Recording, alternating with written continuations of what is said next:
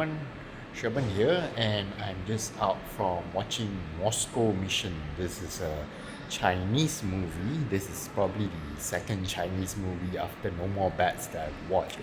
And this is my quick review. I'll give it a 8 over 10 rating. It's actually really good for a Chinese movie set in the 1990s on mostly in a train to Russia, Moscow. So it's called Moscow Mission for a reason. So it's a train heist movie. I know there's not a lot of news on it, and check on YouTube. There wasn't any, and there weren't many reviews on it. So probably this is going to be the first review. I hope so. Um, what I can say is that it's just like No More Bats. It gives a very high credit to the Chinese police force who are sent to Russia this time, because in No More Bats they were sent to I think that was Cambodia, or was it Myanmar. So in this particular movie they are sent to Russia to stop these Chinese thieves, or more like terrorists that they heisted the train at the beginning of the movie. That's why you can see the poster here. You can't really see the words here, but mostly in Chinese. But basically, there's this group of train thieves. They are more like terrorists. There's a lot of action. It will give even Jackie Chan a run of his money, because there's a lot of kung fu action at the beginning. But don't get me wrong, it's more like police story. There's less kung fu action, but more to drama, especially in the middle part, a bit slow, I would say. That's why I gave it only 8 over 10.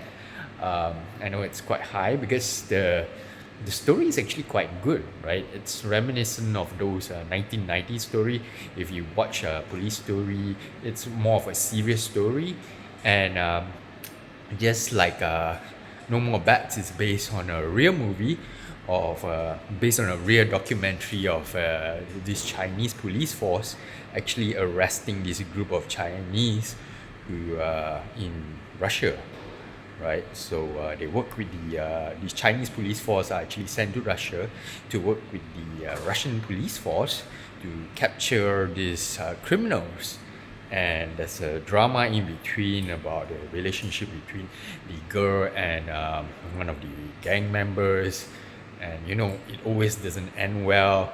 So like those gangster stories. And there's Andy Lau in this movie, right? Andy Lau is one of the actors. I don't even see the poster here, but he plays quite a prominent role as the bad guy, right? I thought he was the good guy, but actually the good guy is played by police guy.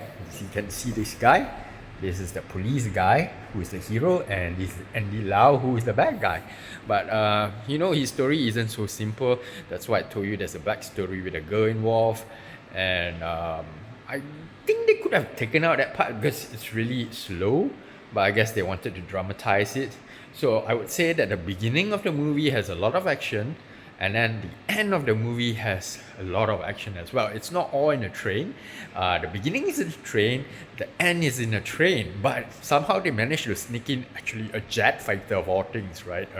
A Russian jet fighter. So you have that scene, and then at the end, just when you thought it was about to end, there's an extra scene as well where there's again more action involving your train and hostages.